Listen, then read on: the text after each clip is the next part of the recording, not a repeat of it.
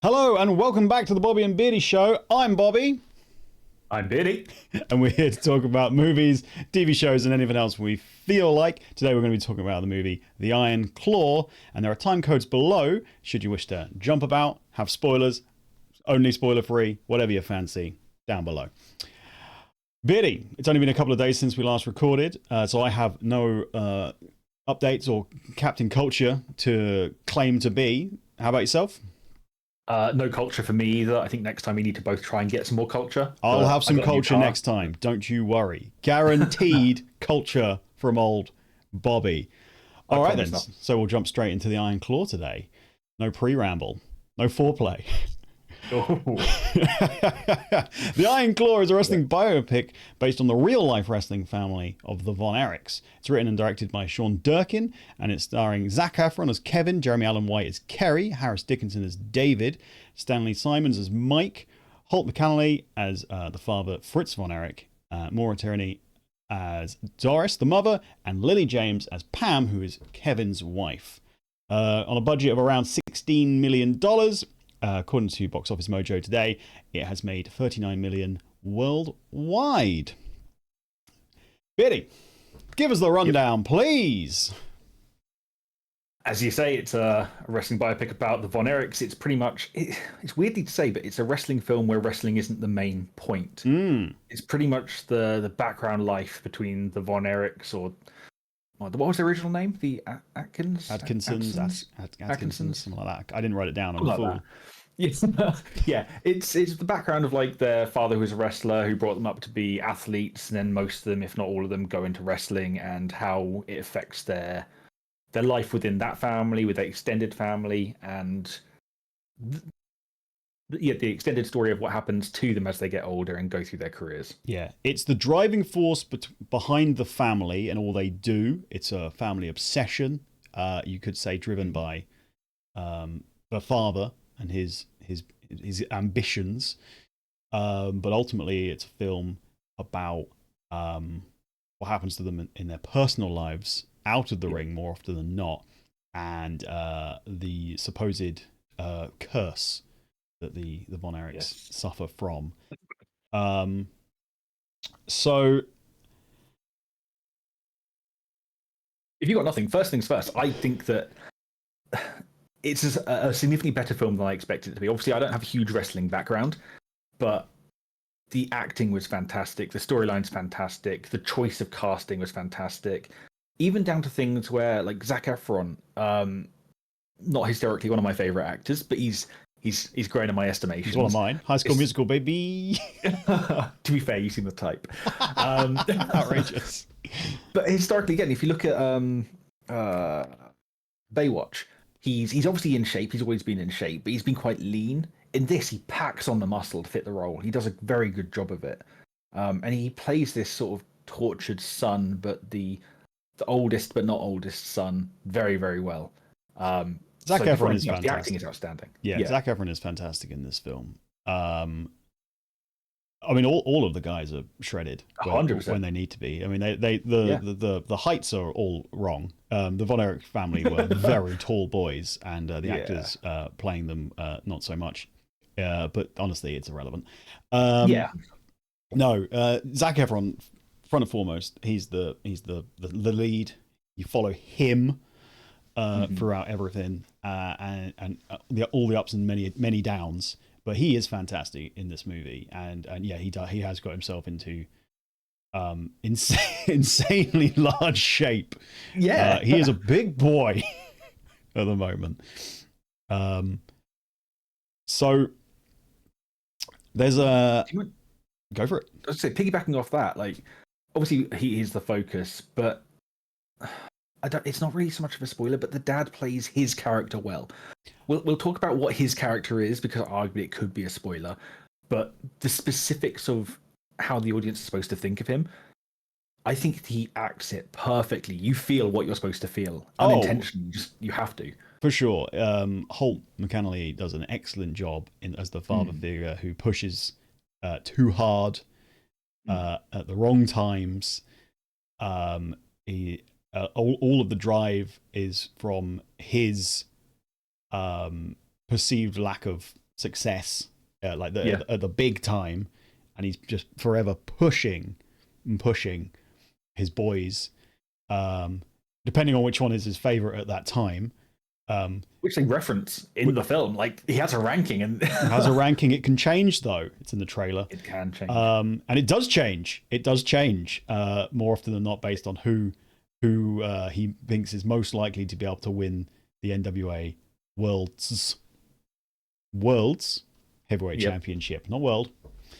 And at various times, it can be the different boys. This film isn't, like you said, the wrestling is the driving force. There are scenes, there are matches specifically, but most of it's in one big montage. I don't think this is too much of a spoiler. It's not. The driving force and what you mostly see is the fallout of certain moments in the film, certain decisions people make. And again, like I say, it's mostly about this, and it weighs heavily on Kevin Von Erich, Zac Efron's character, about this supposed curse that the family have. Now, it's not mentioned in the film, but having done a little bit extra research, and this is the thing I was pausing over, if I wanted to open with this, one of the reasons people suggest that they might have thought they had a curse is because Fritz Von Erich, who renamed himself that as a show name, used to get heat as a villain by essentially pretending to be a Nazi, which in that period of time, big heat getter. So some people thought maybe, according to the source I was looking at, that is a repercussion. The curse is because of that. Obviously, that's... Well, in the film, they say that the curse comes from his mother, like the dad's mother, and like their family had a load of tragedy. Yeah, that's what they say in the film. Yeah, for sure. To the point where certain people may name their offspring different names just to try and avoid curses and things. What I will say is, other than the excellent acting from Zac Efron and Holt, who plays the father, it is, again, it's all of the cast. It is exceptional stuff. Yeah. They have a couple of wrestlers, real wrestlers, appear. Kevin Anton plays Harley Race, and I don't really know too much about Harley Race. Well before my time as a wrestling fan, but everyone I think he did a really good job. Aaron Dean Eisenberg, however, as Ric Flair. Well, I wanted to discuss this with you because obviously you know Ric Flair. He still wrestled. Well, he wrestled up until not too long ago. He had his last match last year, mate. Yeah. So I don't know a huge amount about Ric Flair, but I remember from when I used to watch. Yeah. The guy did an okay portrayal from what I can tell, but there wasn't the energy that you'd expect in the interview. No, I don't know. I don't know what happened in this, because it genuinely felt like Aaron had never seen a Ric Flair promo before in his life. You can forgive somebody for not looking the part. I mean, sometimes you get a really, you just cast someone and actually there's a really close resemblance to the character you're playing. You can kind of forgive that. His hair's bonkers, but Ric Flair used to kind of have bonkers hair as well, so that's fine. But it's like he's never watched a Ric Flair promo. I don't know if there's some secret thing there where Ric Flair banned, I don't know, somehow an impersonation of him, so he had to do this really weird, dry, just missing Ric Flair isms and the energy and the woos and all of that. But it is the low point of the film. I even thought in a film with great acting. How he was in the ring to me wasn't perfect either. Again, I don't know Ric Flair's wrestling style that much, but some of the moves, like the little walk around the ring, just felt off. Yeah, he didn't nail the strut either. Yeah. Yeah. So but other than that, acting fantastic. It's top notch. It's really well acted. The story, obviously real, is the timeline's a little wonky. some things have been moved and things. It happens in every but it's a biopic. It's nowhere near as egregious to me as other biopics I've seen.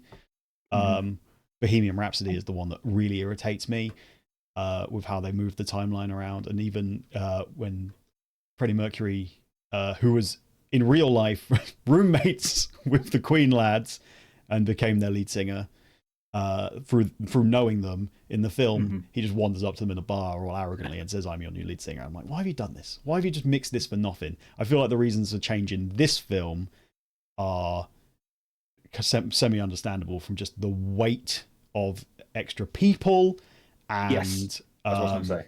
It's just it would probably, if you had to include every single person that the family meet and interact with throughout their lives, it would add an extra hour just getting, or there'd just be people with like one line, and it wouldn't really, as a story, as a narrative, it would just get bogged down and look a bit weird. As you say, it's a massive family anyway. Like, just taking out everyone they meet, the family alone is huge. Yes. And then, like I said, there's some stuff that's needed for narrative, for plot progression. Like, it does happen, but maybe changing the timeline by a little bit drives the story along better. It's better for review, especially for people who aren't heavily into the wrestling background. Like, this is a film that you don't have to know the wrestling, but it's driven better by some timescales that they change, in my opinion. Yeah, I knew a little bit about the Von Erich family going in, and some of the things that happened to them. But I would definitely say you don't need to know the ins and outs. You don't need to be a massive wrestling fan. Like I say, the wrestling isn't the main focus. Yeah, I think the wrestling scenes they have are good. There's a very nice montage where three of the Von Erich brothers have become a trios tag team and are going after. You see them fighting the Freebirds, who are a real life huge heel group of the time in the territories. Do you want to explain what a heel is for people who don't know? I feel like most people know what a heel is these days. I feel like it's sneaking into popular knowledge. But in wrestling, you have the baby face, who's the good guy, and you have the heel, who's a bad guy, and then you can also have a tweener, who's obviously a bit of both, between a face and a heel. So the Von Erich family in this are always the good guys, the baby faces. So yeah, you got the wrestling is limited, but it is good. There's a match between, shall I say who it's between? No, I won't. It's Kevin Von Erich facing somebody. In the match, he gets thrown out of the ring and suplexed onto the concrete floor, not like these days in WWE where they've nice. I mean, it still hurts. Don't get me wrong, but they've got some padding there, and the wind gets like properly knocked out of him for real. And he only just struggles to get into the ring at 9, which in actual wrestling is the perfect time to get back in. You're building that tension. Is he going to make it back in or not? Daddy Von Erich chastises Kevin afterwards for being too slow to get into the ring. I'm like, we talking about we're talking about Daddy Von Erich. That's I mean, he was legit hurt, and he still got in at in my opinion, the perfect time. There's another bit later on where Kevin kind of is portrayed to have gone off the rails a bit, lost his temper, and attacked somebody for real, but it's not for real, or is it? And then I looked into it. That did actually happen. Apparently, but in the portrayal of the film, because of the earlier conversation with Daddy Von Erich, I'm just going to keep calling him Daddy Von Erich, by the way, chastising Kevin. I was a bit confused about later on if this is like what's real and what's not, because they go out of their way to specify that wrestling's scripted early on. They're not playing silly games where wrestling's real or anything like that, which is they shouldn't, because this is news to me for obvious reasons. But I did get a bit confused because of those two scenes where suddenly Dad and Kerry are upset with Kevin for doing something that, based on the rest of the film, looked like it was probably predetermined and planned, because you actually see them planning things in other scenes. But apparently that did happen. But the guy who he went a bit overboard on bloody loved it. Invited him out for a drink later. So all for the show. So yeah, I was a bit like, wait, did this what? is that like, because you're twisting it a bit. I got a bit confused, but anyway, it did happen. So a smidge of confusion on my end, but that's fine. The wrestling is really good. They actually had some real wrestlers in and to do some training, and there are a number of cameos throughout the film. The biggest at the moment is MJF, Maxwell Jacob Freeman, who at the time of filming this movie would have been AEW's world champion. He plays Lance Von Erich, but you wouldn't know that unless you looked it up who he played on in the credits, because he's barely in the film. Chavo Guerrero Jr. Did a lot of the training, and he plays one of the many sheiks of wrestling, who's just a manager interfering in a match at one point in a very quick scene. Yep. So they got a lot of names, but they're not really in the film either. So don't go along going, I want to watch MJF's big breakout moment in a movie. Oh dear. Yes. So anything to add, Biddy? Before we go on to the spoiler section, I think that they do a very, very good job of addressing sort of like, I don't want to say mental illness, but maybe like mental health, mental trauma. Obviously, there's a throwaway line nearing the end around like it's still an age where men shouldn't cry, and that's a whole plot point for the character who says this. And it's actually something that we touch on this in a second, but the director even mentions as part of the method acting for it to do. They do, they address it really, really well. How this sort of familial pressure and how it affects people and how it shouldn't go that far. And it's quite a prevalent thing to be talking about now, which, on top of the acting, which again, they act it fantastically as well, but it's just a thing that definitely needs discussing. Yeah, absolutely. The film is fantastic. It's getting a definite thumbs up from me. 100% thumbs up.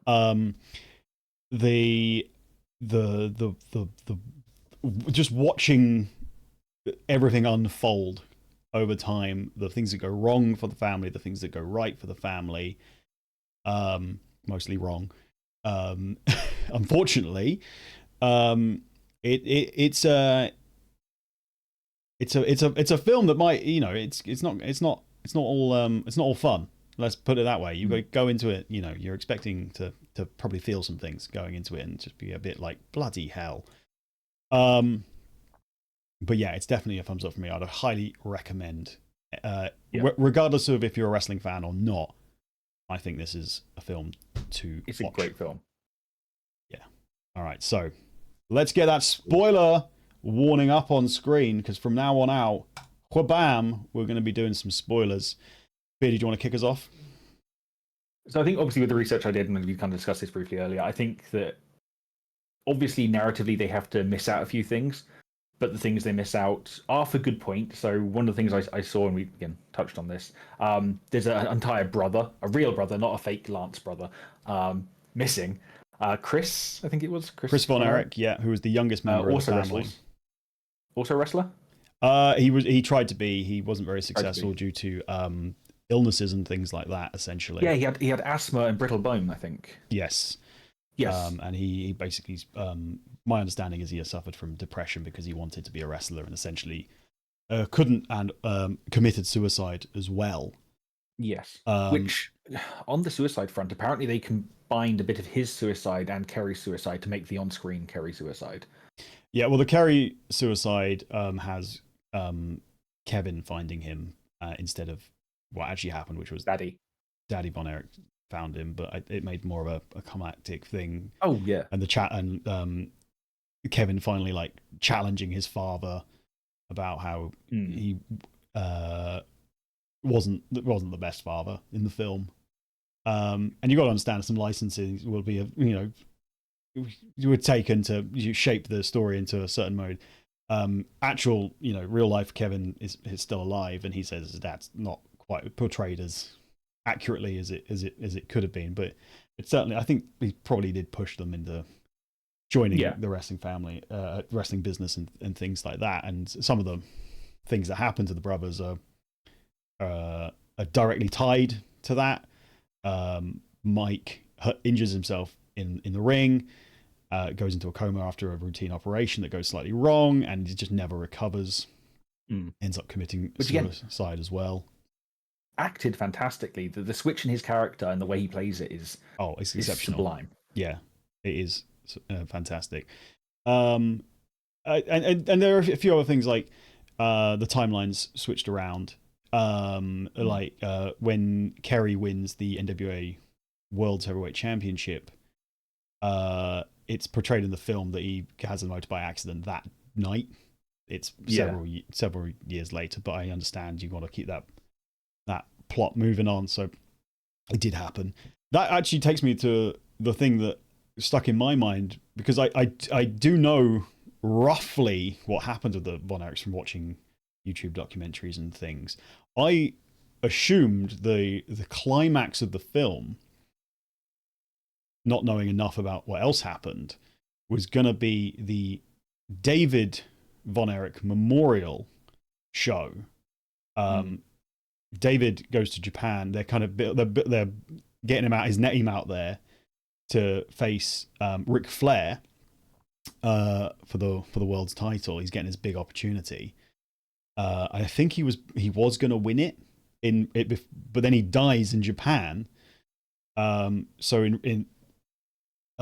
Kerry ends up stepping in and having that big moment at this memorial. It becomes a memorial show for him, and it's a huge outburst of like emotions for all of their fans and things. And I thought that was going to be the big climax, the happy ending, like of the Von Erichs are on top. We've won the gold, because that's what the dad is portrayed as being obsessed with.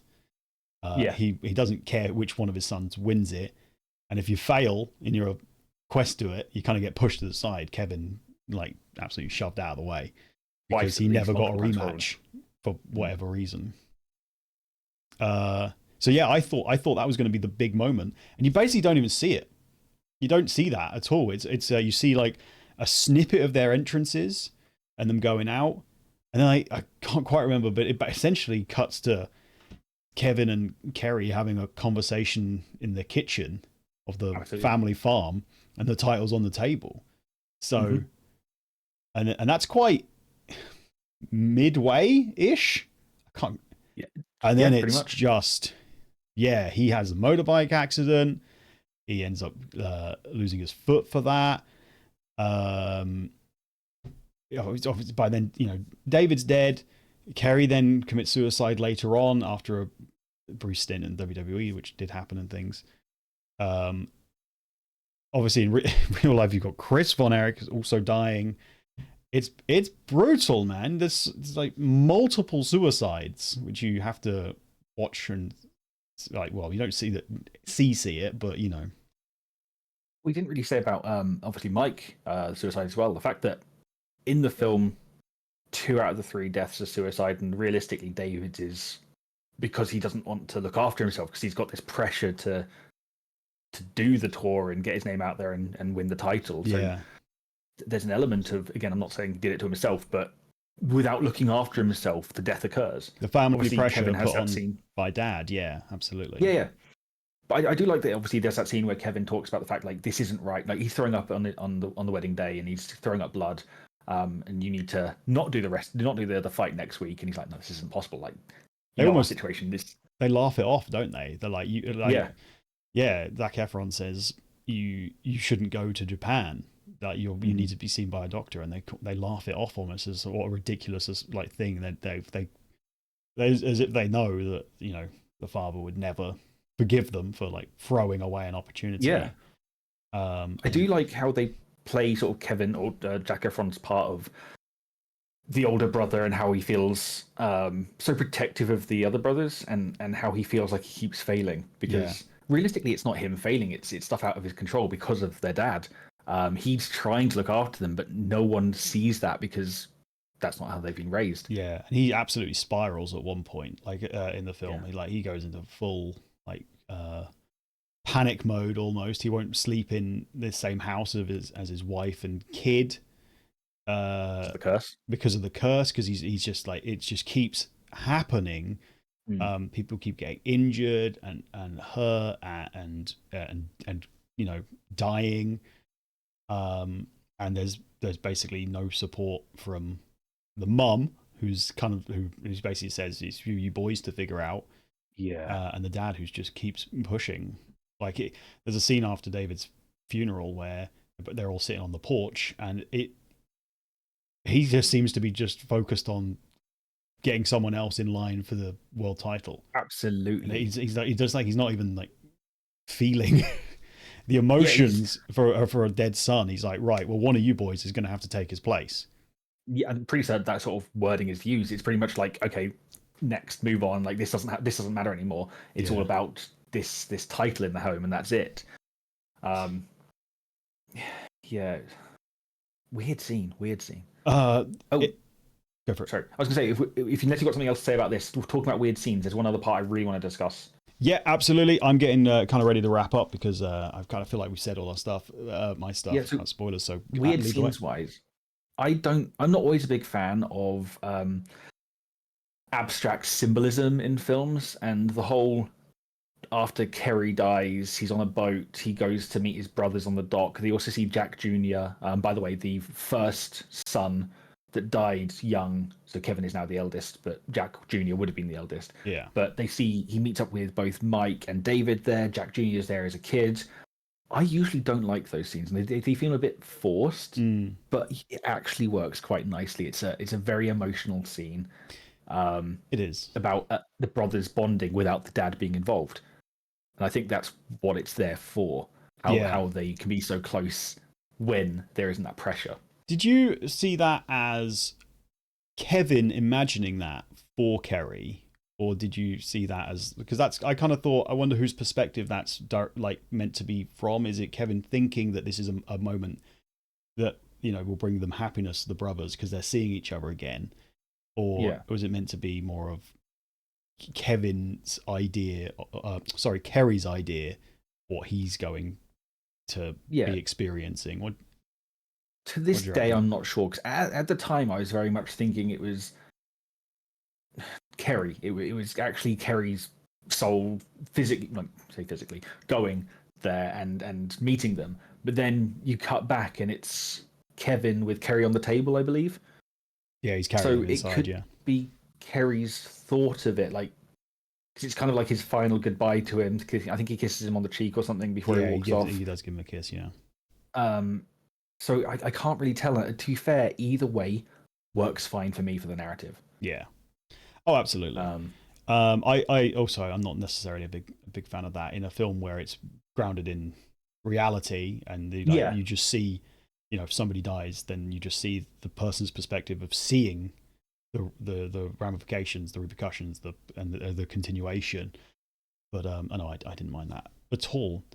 So yeah, it's a film. It's not about wrestling. It's about the curse of a family and all the many downs they have and how they react to them, and how the family push themselves on to try and succeed, regardless of what happens. Essentially. Have you got anything else to add before we finish? I just want to quickly look back to a point that I made about obviously the whole Zac Efron, Kevin playing it fantastically. The fact that men don't cry in this time, and in the final scene, you see him crying watching his sons, and he mentions that he used to be a brother as well, and they say, "Well, I'll be your brother." The director mentioned, like, the entire time he implored Zac Efron never to cry, no matter how sad it got in the thing, in the whole movie, and all the background for it. And I think I don't know if you can say it does come across, but you can see that it's almost like a pained crying. Like a release of pressure, but also significant loss, and it's outstandingly well done. I wanted to mention that. In fact, it's such good method acting as well. Yeah, no, Zac Efron is fantastic throughout the film, as we've mentioned several times. Yeah, it's a real outpouring, like a break. The dam is broken, and he's just like 100%. Releasing all this like past and emotions and things like that. So yeah. Anyway, just to reiterate, huge thumbs up from me.